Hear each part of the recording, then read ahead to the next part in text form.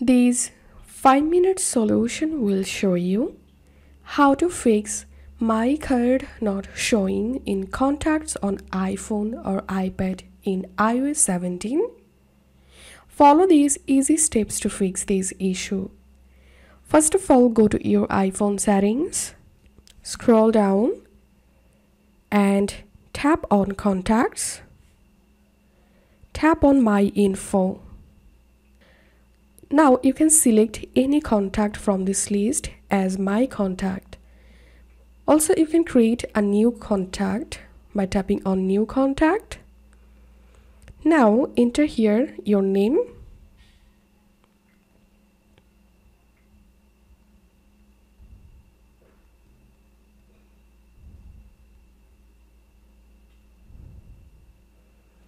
tap on add phone and enter here your number and add here your details and tap on done. You can add a photo here, and to add a poster or photo, tap on add photo. Now you can upload a photo, you can create a memoji, or you can use a monogram.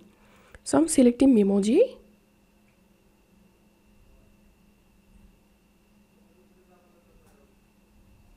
Tapping on next, done,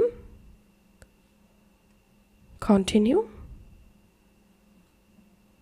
skip, done.